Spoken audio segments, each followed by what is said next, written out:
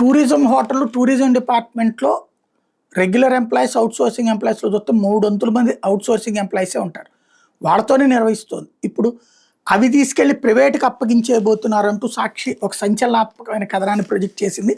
ప్రైవేట్‌కి హరితార్పణం అన్నటువంటి పేరుతో ఈ స్టోరీని డీటెయిల్డ్‌గా మెన్షన్ చేసుకొచ్చింది. అందులో సంపద సృష్టి అంటూ ఉన్న ప్రభుత్వ ఆస్తులను ప్రైవేట్ చేతుల్లో పెట్టేస్తుంది కూటమి సర్కారు. పర్యాటక శాఖకు ఆదాయం తెచ్చిపెట్టే ఆస్తులు ఏమైనా ఉన్నాయంటే అవి కేవలం హరిత హోటళ్లు మాత్రమే. రాష్ట్రంలో ఏపీటీడీసీ ప్రతి జిల్లాలోనూ హరిత హోటళ్లు ఉన్నాయి. వీటిల్లో 30 హోటళ్ల ఆపరేషన్ అండ్ మెయింటెనెన్స్ పేరుతో ప్రైవేట్ సంస్థలకు అప్పగించేసి టూరిజం శాఖ నిర్వీర్యం చేసే దిశగా కుట్రలు పన్నుతోంది.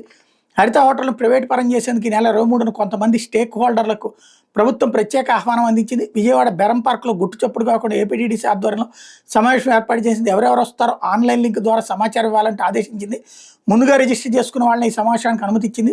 సమావేశం ఉదయం 11 గంటల నుంచి సాయంత్రం 5 గంటల వరకు హరిత హోటల్ గురించి సుదీర్ఘంగా చర్చించారు. ఏ హోటల్కి ఎంత ఆదాయం వస్తుంటుంది, ఎక్కడెక్కడ ఎలాంటి వస్తువులు ఉన్నాయి మొదలైన అంశాల గురించి ఏపీటీడీసీ అధికారులు స్టేక్ హోటల్కు పవర్ పాయింట్ ప్రజెంటేషన్ ద్వారా వివరించారు. ఆపరేషన్ అండ్ మెయింటెనెన్స్ పేరుతో హరిత హోటల్ను ప్రైవేట్ పరం చేసేందుకు అధికారులు ప్రయత్నిస్తున్నారు. పర్యాటక శాఖ రాష్ట్ర వ్యాప్తంగా దాదాపు ప్రతి జిల్లాలో హరిత హోటళ్లు, రిసార్ట్లు ఉన్నాయి. ఒక్కో ప్రాజెక్టులో 50 నుంచి 60 మంది వరకు ఉద్యోగులు, కార్మికులు ఉన్నారు. వీళ్ళలో 50% మంది కాంట్రాక్ట్ ఉద్యోగులు కాగా 40% మంది అవుట్సోర్సింగ్, 10% మంది రెగ్యులర్ ఉద్యోగులు ఉంటారు. ఒకవేళ 30 హోటళ్లను ప్రైవేట్కి కట్టబెడితే దాదాపు 1000 మందికి పైగా ఉద్యోగులు రోడ్డును పడే ప్రమాదం ఉంది. ఈ విషయం తెలిసి కూడా కేవలం కాసులు కాసిపడి ఉపాధి పొందుతున్న వాళ్ళకి కడుపు కొట్టేందుకు కూటమి ప్రభుత్వం వెనకాడటం లేదు అన్నటువంటి వార్తను హైలైట్ చేశారు. ప్రధాన పర్యాటక ప్రాంతాలు కూడా ప్రైవేట్కి ఇచ్చేయబోతున్నారు, లంబసింగి రిసార్ట్లు కూడా అన్నటువంటి దాన్ని హైలైట్ చేశారు.